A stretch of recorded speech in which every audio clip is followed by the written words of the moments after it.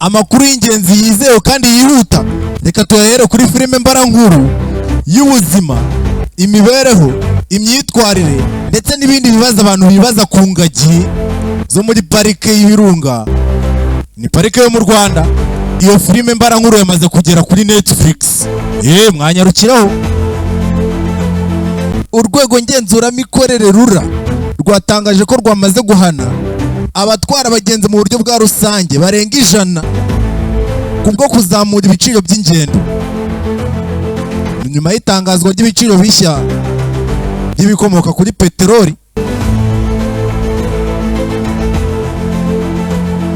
Nigeria naho sosiyete z'indege muri Nigeria zatangaje ko nihatagira igihinduka kuri iri tumbagira ry'ibiciro ry'ibikomoka kuri peteroli kuwa mbere hatarenga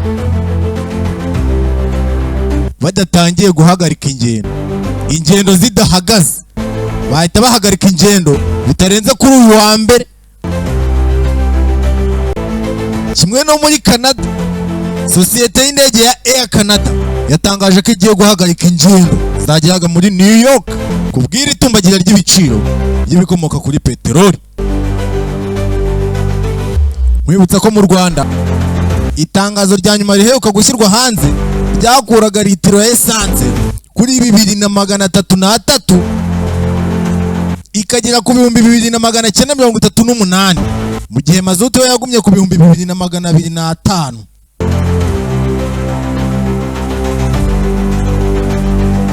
Umuherwe wa mbere ku mugabane wa Afurika, Aliko Dangote, yashyizwe ku rutonde rw'abantu 100 bavuga ari kijyana ku isi mu bushakashatsi bwakozwe na Time 100, aho babona yaragize uruhare muri 2026 mu guhindura isi, uruhare rukomeye.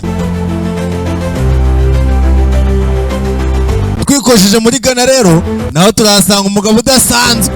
Umugabo yatawe muri yombi ashinjwa kwiba imodoka ya polisi yari ifite intwaro inyuma y'uko umushoferi yarayisohotsemo gatoya, undi nawe aragiserera. Amakuru yacu nakagaruka mu mwanya muto tukazana andi makuru mashya. Ubwo rero icyo usabwa ni ugukora subscribe kugira ngo ntihagire na kamwe kajya kagucika. Ciao ciao. Jeni Simon Ipyo ni mukanya. Sawa.